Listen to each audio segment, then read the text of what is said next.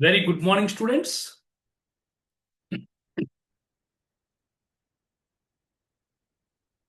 So, welcome to IIT NEET Foundation or Focus C program by Krishnaveni Talent Schools and the Mastermind Schools.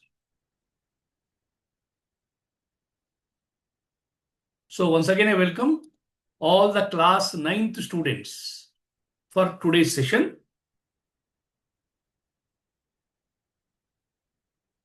So, as you all can see on the screen, and you are well aware, my subject is physics.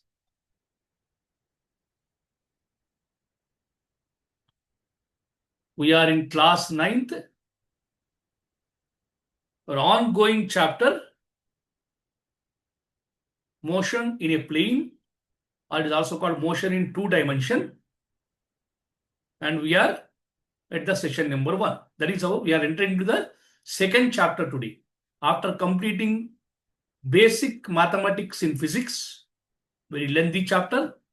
After completing the chapter, today we are entering into the chapter number 2, motion in a plane, or it is also known as motion in 2 dimension. Okay, so before going to further directly into the chapter, let us recall what we learned in the earlier classes about the motion, right? So you all know that motion is a very important part in our life. So motion is nothing but change in position of a body.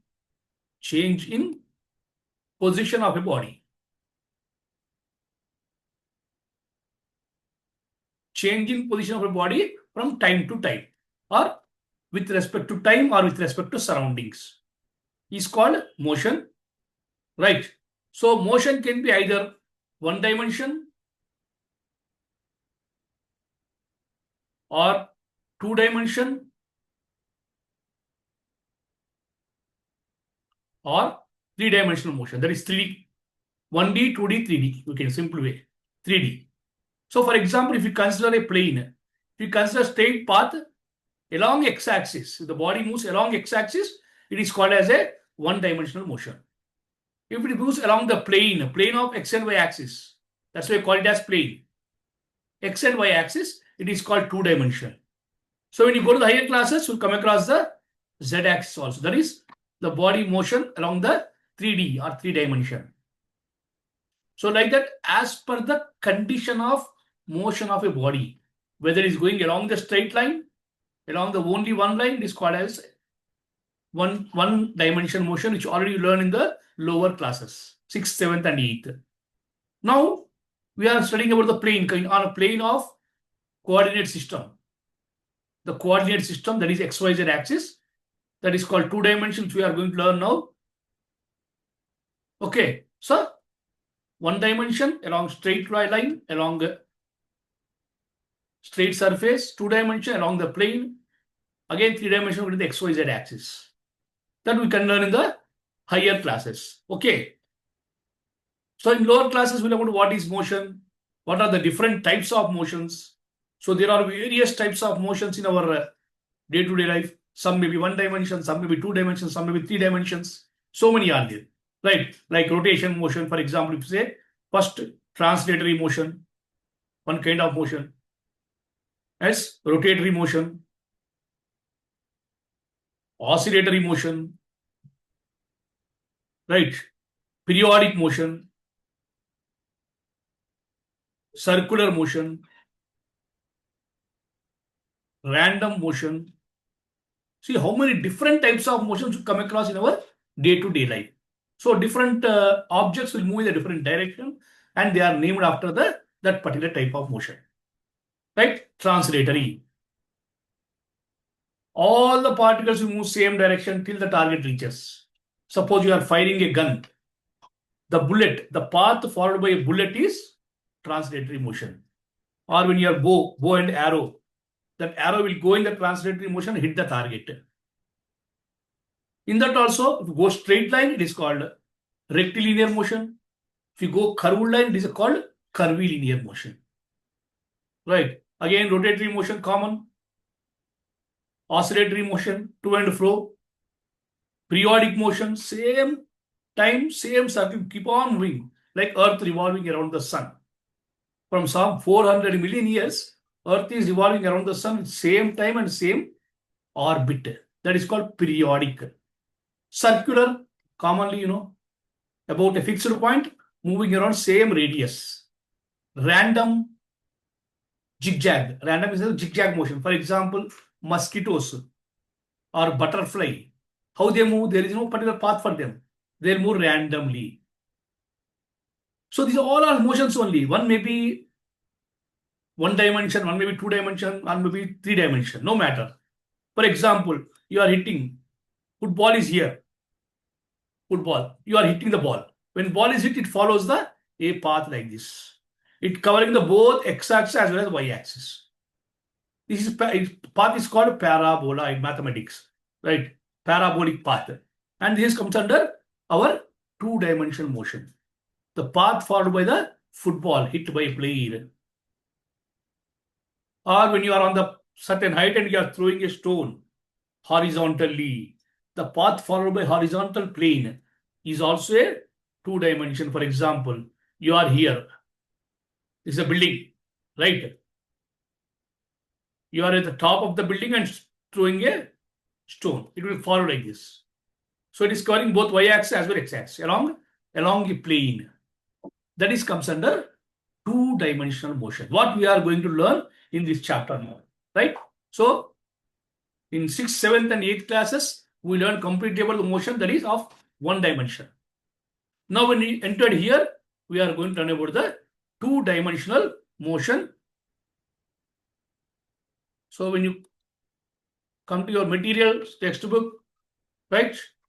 This comes your material with page number 43. 42, we completed the first chapter.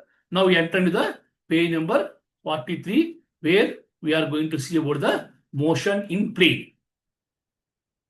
Right? So when you see here, motion in two dimension, it's also called.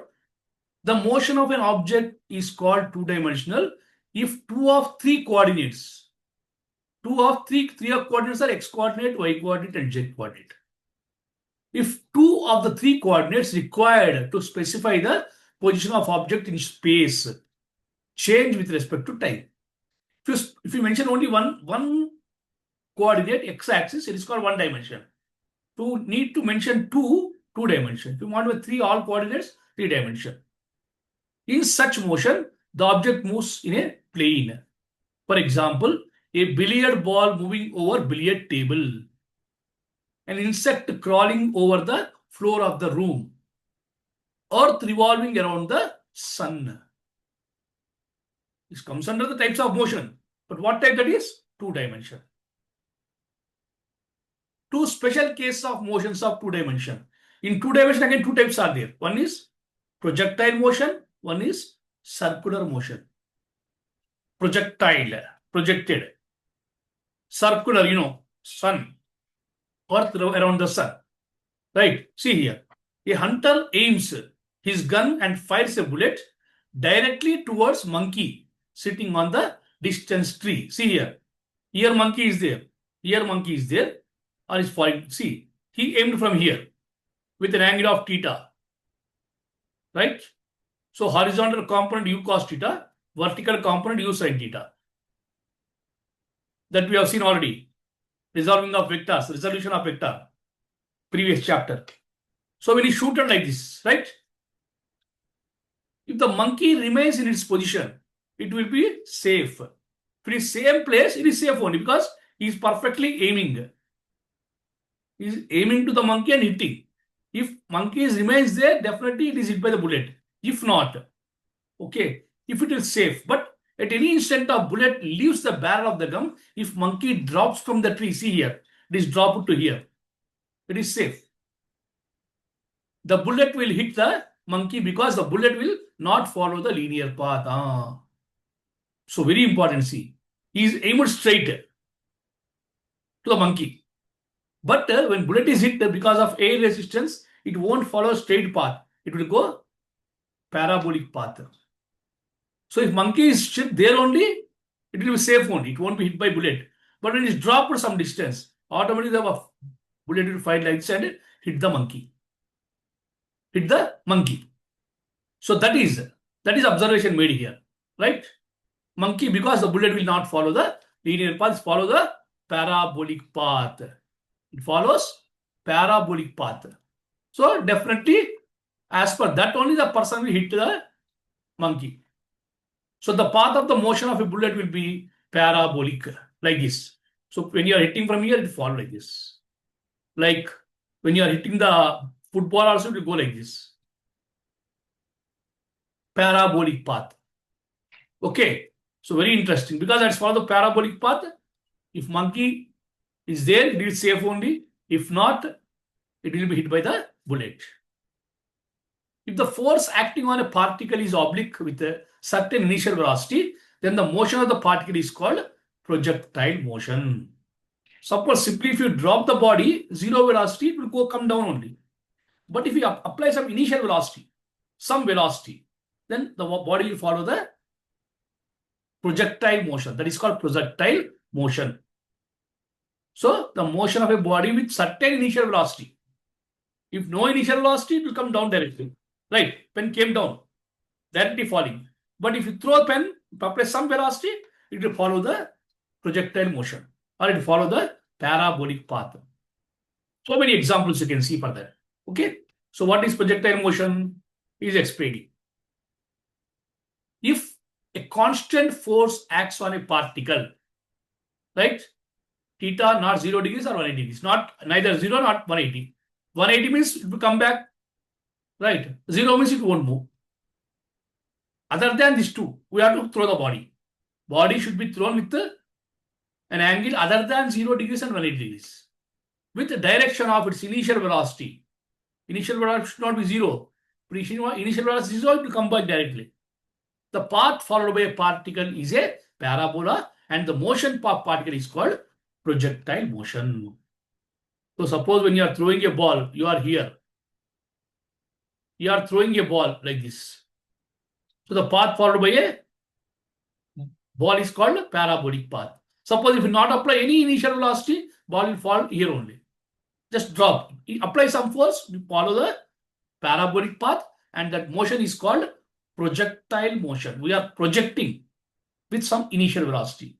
For projecting the ball or body, there should be some initial velocity which is not 0. So projectile motion is a two-dimensional motion, that is motion of the particle constrained in a plane. When a body is projected, it follows two coordinates, y coordinate and x coordinate. So that's why it is called as a two-dimensional motion. Right? Clear? So whenever a body is projected with other than 0 meter per velocity and other than 0 and 180 degrees, the path followed by a body is called parabola, and the motion is called projectile motion. Okay. It is projectile motion is a two-dimensional, as it is following the two coordinates on a plane. Example, a bullet fired from a gun. When a bullet is fired on a gun, it won't go straight path, it will follow some parabolic path. An arrow released from the bow. Right. A javelin thrown in a athletic. Javelin throw. Javelin is then our Neeraj Chopra. Right? Neeraj Chopra, javelin throw. The javelin also follow the path called parabolic path and hit the cover some distance. As the world record is around 89 meters. So javelin. Javelin throw will be there. Discus throw also there. Discus means disc. Javelin means a rod. So all these three cases, they follow the, even a football hit by a player or basketball thrown by a player. All these follows the two-dimensional path. Right? Clear? This is about the projectile or parabolic path, which are two-dimensional. Then, assumptions of projectile motion. Suppose a body is moving projectile. What are the assumptions? Air resistance is neglected. Sometimes air resistance is more. For example, shuttlecock you are playing. On shuttlecock, air resistance is more than football. Right? So it may not follow the perfect path because of the more air resistance. We have to neglect it. The effect due to curvature of the earth is neglected because earth varies its shape. Earth is spherical in shape. So the shape of the earth also may impact this motion. The effect to this rotation of the earth is neglected. Our earth always keep rotating. We are neglect that. We are not considered. For all points of trajectory, the acceleration due to gravity is constant in the magnitude and direction, but velocity changes in both magnitude and direction. Any case, above cases. Okay, these are some assumptions where you have to neglect the air resistance. We have to neglect the curvature of the earth. We have to neglect the rotation of the earth. Then only you can see that the projected body will follow the parabolic path called projectile with some initial velocity other than 0. Right? So we'll continue learning about the projectile with some more principles. Right? See here. Principles during projectile motion. So they all are theoretical.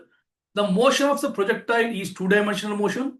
So it can be discussed in two parts. Horizontal motion and vertical motion. These two motions takes place independent of each other. Okay? The three different cases are there. The velocity of the particle can be resolved into two mutual perpendicular components, horizontal component and vertical component. Then, because velocity is a vector quantity, it can be resolved into two components. The horizontal component remains unchanged without a flight. Horizontal won't change, only vertical will change. The force of gravity continuously affects the vertical component. The horizontal motion is uniform and vertical motion is uniformly accelerated or retardation motion. Right? Clear? So, when a body is projected vertically, its horizontal component remains same. It won't be any unchanged throughout the flight. Right? Okay? Even it is uniform motion. Only thing is the vertical case only, it changes the motion, either increases motion or decreases. So up to certain level decreases, after decrease and follows the path. Right? Clear? So this is the principles of the projectile motion. Then comes types of projectiles. So there are two types of projectile motions are there. Three types. One is oblique projectile motion, common. So you are throwing here, it is followed like this and touches the other side. This is a projectile motion, oblique. Horizontal projectile motion, aeroplane, when you are throwing like this. When suppose you are traveling by aeroplane, you drop one bomb. So it is follows the horizontal projectile. Projectile motion on inclined plane. Suppose the inclined plane is a not horizontal path. It is an inclined plane making angle theta with the horizontal. It is making angle theta with horizontal. So the path followed here on inclined plane is called projection of motion on inclined plane. Okay. So there are three types of projectile motions. Oblique projectile motion is normal. Horizontal projectile motion. All three cases different equations will come. And third one is inclined plane. That is a projectile motion on a inclined plane. When you are standing at the one end of the inclined plane and projecting the body, the path followed by body is called projectile motion on an inclined plane. Okay? See, so many things about projectile. Simple projectile is there. And in that again, there is so many classifications to be known. Okay. So we'll start with the, again, little description about the each and every type of projectile. Oblique projectile. When a particle is thrown obliquely near the Earth's surface, it moves along the curved path, provides that the particle remains closer to the surface of Earth. It won't go anywhere. Just you are thrown with minimum force. So it will be near to the Earth and again follow some path. Like a football, hitting a football. If projectile motion is horizontal component of velocity, u cos theta, acceleration and mechanical energy remains constant, while speed, velocity, and vertical component velocity, u sine theta, momentum and kinetic energy and potential all changes. So velocity and kinetic energy are maximum at the point where projection, while maximum at the highest point. So see, what is the highest point here? When you are projecting a body obliquely, highest point is this. Right? At this point, so many things happens. So this is the highest point. Again, after here, maximum velocity. After that, it reaches ground. Again, decreasing velocity. So acceleration and deceleration. Okay. So changes velocity and kinetic at the point of while minimum at the but not zero at the highest point. What is minimum? So velocity and kinetic energy. Velocity is maximum, kinetic energy is minimum. Then equation, if you see, equation of the trajectory. Trajectory is nothing but path followed by the projectile. The total path is called trajectory. The path followed by a projected body.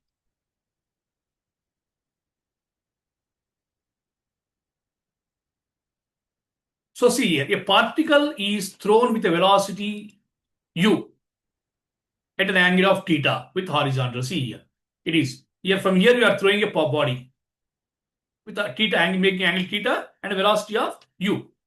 Okay, the velocity u can be resolved into two rectangular components. One is horizontal component u cos theta, one is vertical component u sin theta. Right? So when this is the case, so some formulas you can calculate. What is horizontal motion? Horizontal motion is given by the formula. See, the motion is equal to velocity into time. You know, the distance is equal to velocity into time formula. So distance you have taken as x here. What is velocity? You have to consider horizontal velocity. U cos theta. U cos theta into t. From this you can calculate t. T is equal to x by u cos theta. You can get the time. You can find out the time for that. So from general normal formula only, distance is equal to velocity into time, or displacement is equal to velocity into time. We got one formula, very important formula to calculate either distance or a time or initial velocity. Anything you can calculate from this. Vertical motion. You want to calculate vertical sin theta you have taken. So Ay is equal to 0. So Uy is equal to initial vertical velocity u sin theta along with the x-axis, along y-axis. Sin theta is along y-axis. So for vertical motion, vertically you are throwing.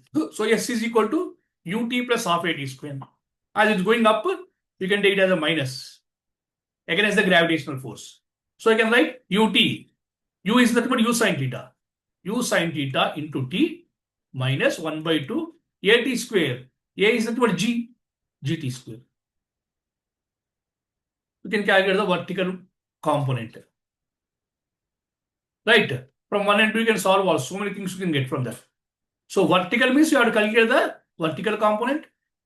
Horizontal means you have to calculate the horizontal component cos theta. Okay. Both cases you can find vertical motion as well as horizontal motion. See, from equation 1 and 2, you can compare them and you can get the equation. Equation ax minus bx. Mathematically also you know that. Okay. So from 1 and 2 you have calculated. 1 and 3. First one and substitute in the third one. So 1 and 2 by using 1 and 3. You got one equation. Y is equal to ax minus bx square. So many unknown quantities you can find out by using these particular formulas, whether on the two axes, that is x-axis as well as y-axis. Okay. So motion parameters of the projectile. So there are so many things you can find out when a body is projected. You can find out what is the maximum height, right? Because any body when it's projected upwards with some velocity, it will go to some height and again come back. It won't go away from the gravitational force. So definitely it come back. That height is, what is the highest height it reaches is called maximum height. To reach that height, how much time is taken is called time of ascent. And what time is taken to reach the ground is called time of descent. The total time in air is called time of flight, which you already learned in the ordinary one direction motion in the 8th class. But now it is a 2 dimension, so you get the different. There is an angle will come. Angle made by the projected body come into play. Okay. That formulas are very, very important here. See here. First case is maximum height. How to find the maximum height reached by a projected, vertically projected body. The height at which the vertical component of velocity becomes 0 is called maximum height. Because you are throwing from here. After reaching here, it becomes 0. Then only it is coming down. The gravitational pull. Okay. So what is this height you have to calculate? Maximum height. So by using v square minus u square is equal to 2as formula. Same. So as velocity, final velocity is 0 here, highest point, right? So u square is nothing but u sine theta. U is nothing but u sine theta here, vertical component, whole square, right? Correct?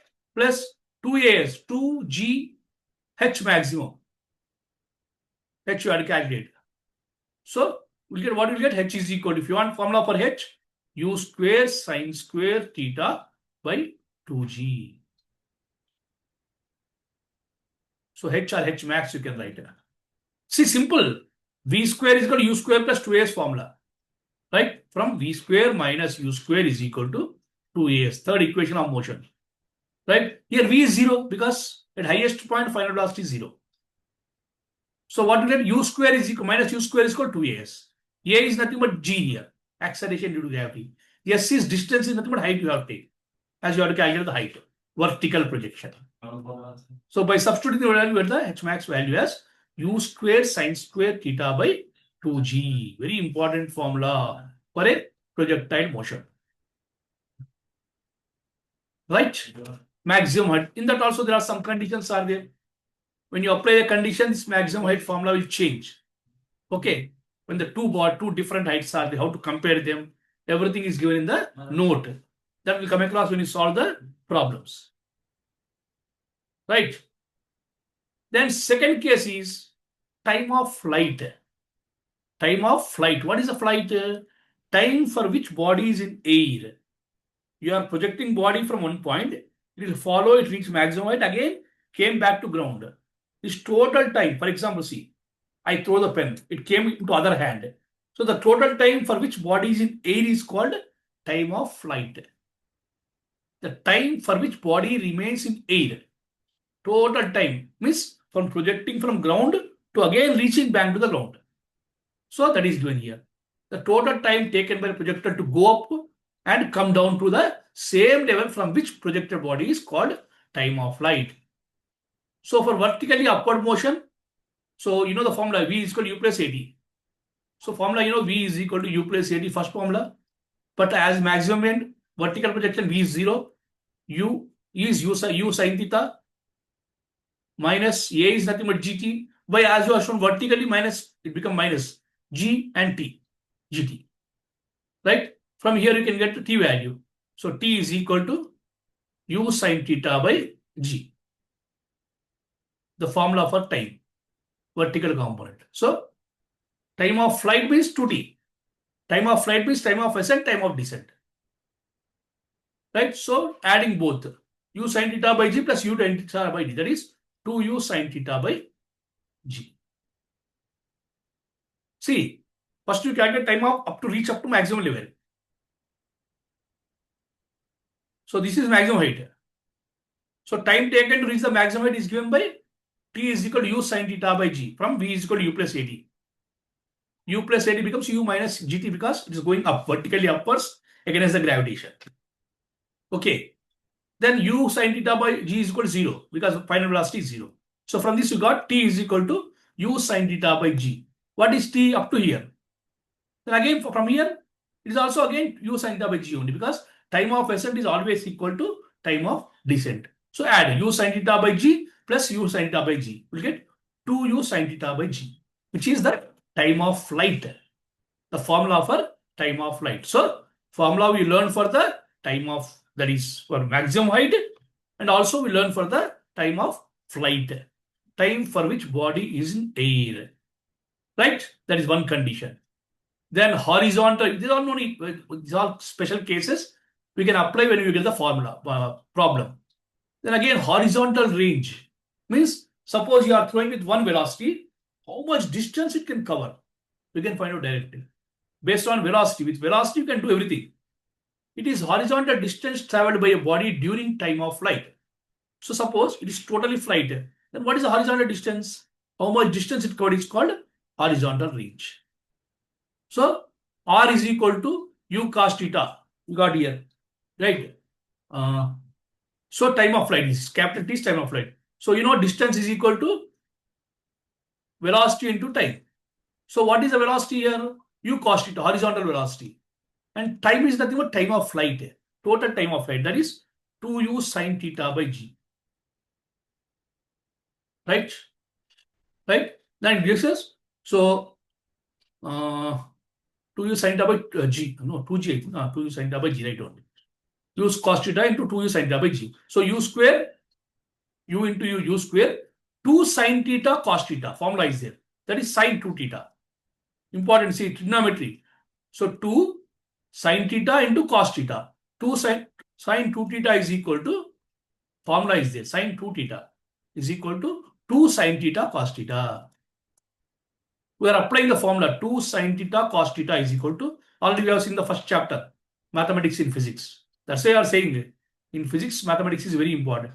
Sin theta by g is the formula for the maximum range, which mainly depends on the u and angle, with what angle you are throwing.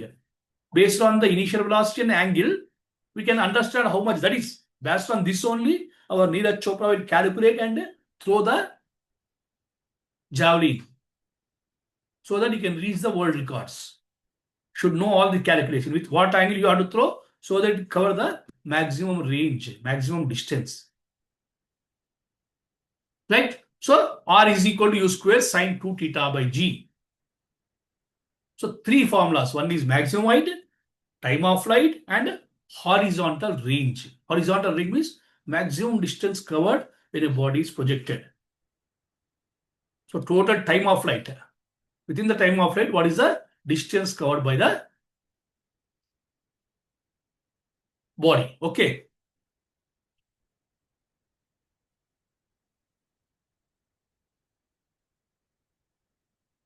So in next class, we'll continue with some more information about the instantaneous velocity and all, change in velocity, change in momentum, angular momentum. So many things are there. How to get the kinetic energy, potential energy, total energy. Everything we'll discuss in the next class. Till then, right? So we learn about what is the projectile, what is the parabolic path followed by the projectile, how to get the how this projectile motion components are divided into horizontal and vertical component along x-axis and along y-axis. Along x-axis called u cos theta, along y-axis u sin theta. From these two conditions, we calculated what is the maximum height reached by a body, what is the time of flight, and what is the horizontal range. How much range body covers if you throw with certain velocity and certain angle. Right? Correct, no? Velocity and angle is very important. So that's all for today. Thank you all of you students. Have a wonderful day. Thank you.